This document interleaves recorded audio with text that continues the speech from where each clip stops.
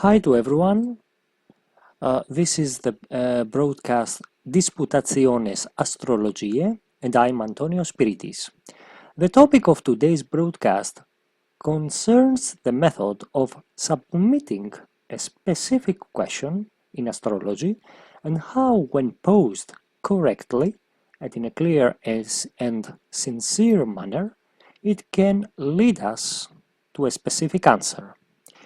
In reality, the answers to these questions have to do with specific individuals and specific situations, while in a personal astrological prediction, we can, for example, see whether a person will do well in his career or whether he will find a job if he is unemployed. At the same time, we cannot know precisely the type of job that this person will get. He may find a job as an office employee, or he may find a job on a temporary contract for 6 months or for a year in a public service.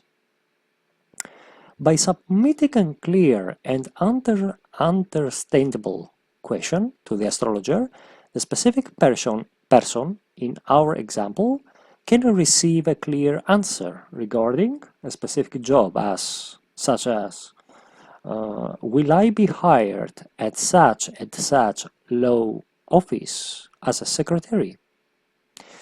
The above process is called submission of a question and constitutes a branch of traditional astrology. Some may know it by its modern name, which is Horary astrology. Now let's say a few words about the history of this branch. This branch was developed during the period between late antiquity and the beginning of the Middle Ages, and it has no connection whatsoever with Hellenistic astrology, as some mistakenly claim. We know this because in Hellenistic, or rather Roman Greek astrology, there is absolutely no text, none at all, that refers to any method involving astrology-related questions. The first text that contains astrology-related questions is found in the work Yavana Yataka by the great Indi astrologer, or mythical king Svuyidvaya. In that text, we find the so-called prasna, which in Hindi means questions. These questions in astrology originated in India during the 2nd to 3rd century after Christ's era, and were initially based on certain rules of event astrology or the so-called electional astrology. Electional astrology refers to identifying the most suitable moment to begin an activity, so that it will go well. These rules are found in the Pentateuch of Dorotheus of Sidon, which was translated from Greek into Hindi at that time, albeit with many Indian additions. Later, questions in astrology were transferred from India to Persia, where the Sassanid Persians further developed them. It was the Sassanid Persians who, during that period, also created historical astrology around the 5th to 6th century after Christ's era. Subsequently, these questions passed it to the Arab conquerors of Persia, who further developed this method, elevating it, in fact, to the highest degree. Prominent astrologers of that time who engaged with astrological questions include Al-Kindi, Mashallah, Ali Ben-Hel, and later the great Jewish astrologer Abraham ibn Ezra. Then, over time, the works of these great Arab astrologers were translated during the late Middle Ages by the translators of King Alfonso X of Castile, known as the Astrologer, into medieval Latin and Spanish of that era. These works then became known throughout the rest of Western Europe. At the same time, this branch of astrology was further developed with the introduction of new rules that had not existed before, such as those by the Italian astrologer Guido Bonatti. That particular astrologer, in fact, invented certain rules with the aim of avoiding answering very difficult questions. At that time, astrological services could only be afforded by the wealthy lords of the era, and unfortunately, when they asked it questions and didn't like the answers they received it, they would either decide to kill the astrologer or to torture him, even though the astrologer would often be proven right shortly thereafter. Here, however, it should be added that Bonatti's astrological method differs greatly from that of other astrologers of his time, such as Michael Scott. Later on, Bonatti's rules became known in the 17th century through the great English astrologer of that era, William Lilly. The main reason, however, that questions in astrology flourished was due to the fact that during the late Middle Ages, no one knew not just their time of birth, but not even the day or year of it. For this reason, through a series of specific questions posed to the astrologer, people of that time were able to make decisions regarding their military or political actions. A notable example in this case is the case of Oberto Pallavicini or Pellavicini, for whom we have a lot of information about the questions he asked it to his personal astrologer through correspondence. Later, we arrive at the 17th century, when astrological questions were no longer as important, because most people knew the year, the day, and the time of their birth, the hour of their birth.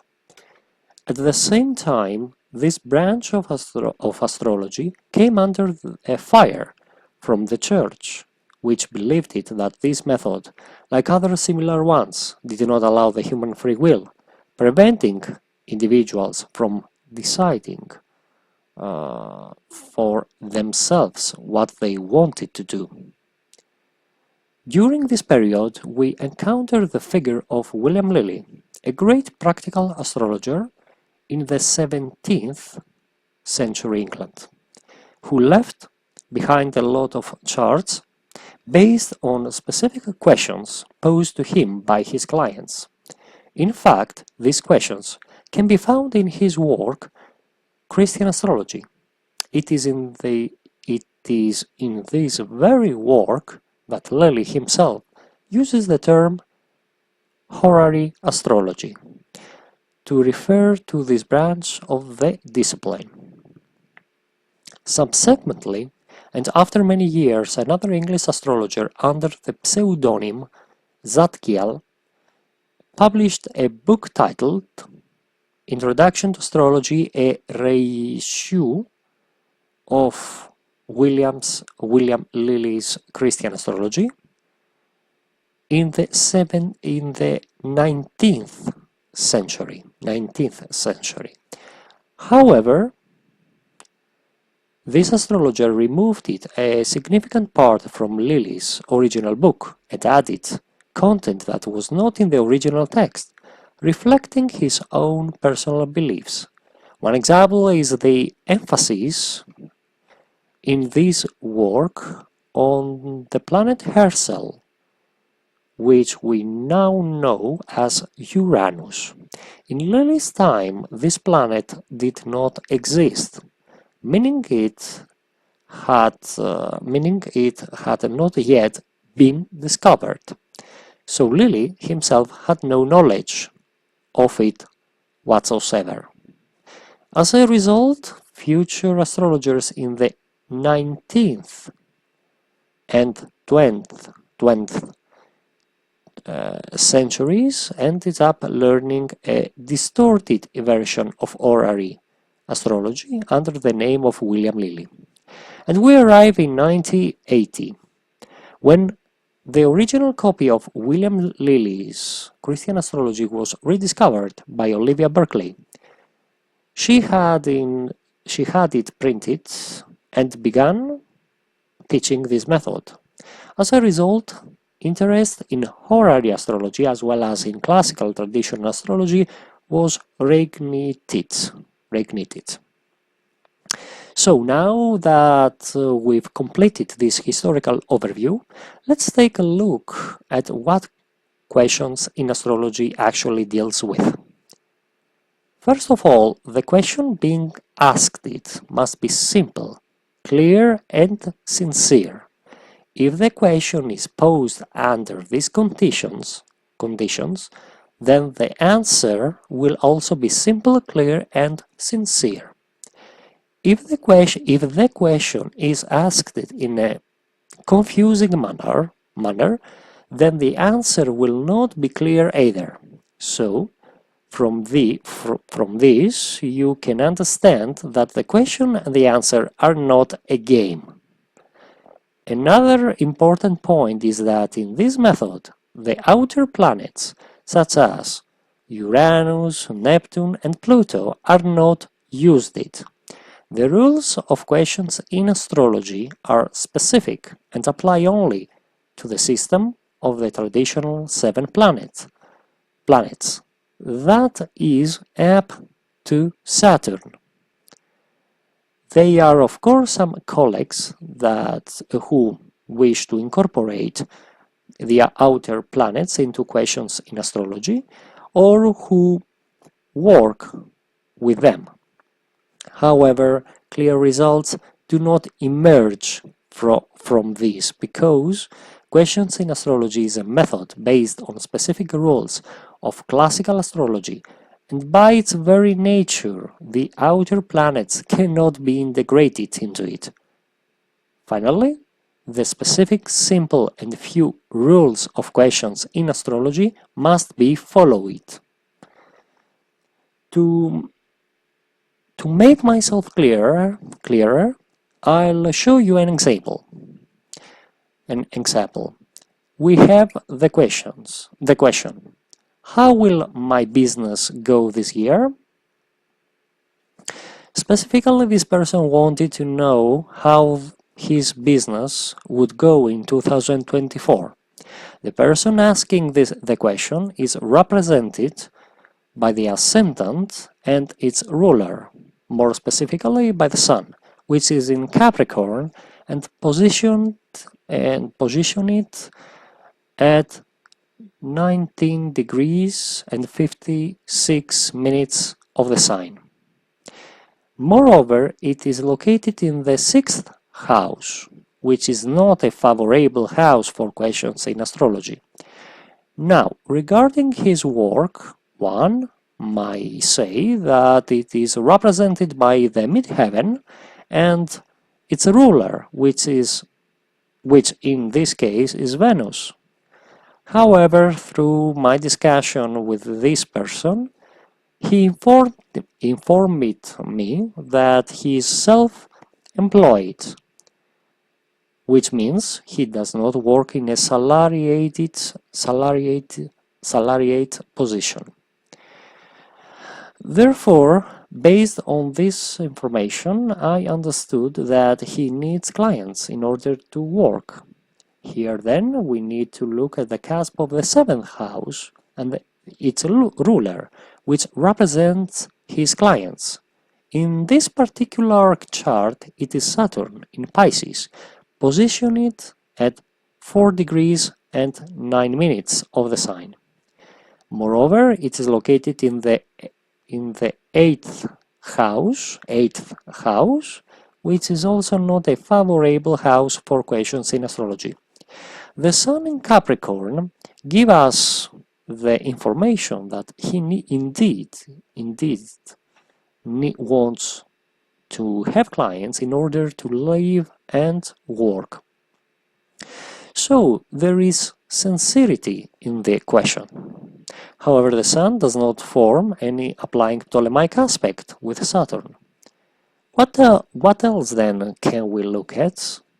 The querent money, which is represented by the cusp of the second house and its ruler, in this case Mercury, in Sagittarius. This is a bad placement because Mercury is in its detreatment there. At the same time, it is located in the fifth house of the chart, which is considered a mediocre house for questions in astrology. Next, in his question, we must also examine the money of his clients. In this chart, they are represented by the cusp of the eighth house and its ruler, which here is Jupiter in Taurus, positioned at 5 degrees and 46 minutes of the sign. Moreover, it is located in the 10th house, which is considered a very favorable house for questions in astrology. Mercury shows us that this person wants to obtain his client's money by working, since that is the nature of his question. This is very reasonable and further indicates his sincerity. However, in the chart of the question, neither the Sun nor Mercury forms an applying Ptolemaic aspect with the Jupiter. So the final thing that the chart itself shows us is that we can consider the Moon as a secondary planet representing the person asking the question, since the Moon always represents a person's emotions, unless it represents something else in the chart of the question. In this specific case, we can take it into account. The Moon, then, is in Capricorn, which is in a very bad placement because it is in its detreatment. Position it at 9 degrees and 16 minutes of the sign. It is also located in the fifth house, which is considered a mediocre house for questions in astrology. Here the Moon reflects his deep concern about the outcome of this question and the issue he asked it me about. However, the Moon is under the Sun's rays and will soon be combust, and at the same time it will not form any Ptolemaic aspect with either Saturn or Jupiter. In addition, the Sun and the Moon are both located in the sign of Jupiter's fall. So the answer I gave to this question was, your business will not go well this year. You won't have many clients, and your money, that is your profit, will unfortunately be low. Indeed, the answer proved it to be accurate. Speaking with him a year later, he revealed it to me that he had reached a desperate situation because he had to pay taxes and social security contributions, and his profit for 2024 was extremely small. He didn't have many clients. In fact, he was considering officially quitting his profession. In closing today's broadcast, what I'd like to suggest is that if you want to schedule such a session, you should contact an astrologer who specializes in questions in astrology. You could also reach out to me. The contact email is shown below in the banner.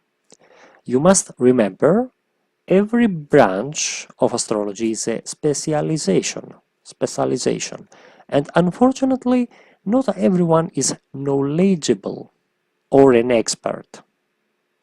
Not everyone knows everything. Each astrologer has his own areas of expertise. So we finally came to the end of this broadcast. I hope you enjoyed it. If you did, feel free to subscribe to the channel. Until then, we'll meet again. I always close with the title of the previous broadcast in Latin, so until our next meeting, remember that Suicitur ad Astra. Ciao!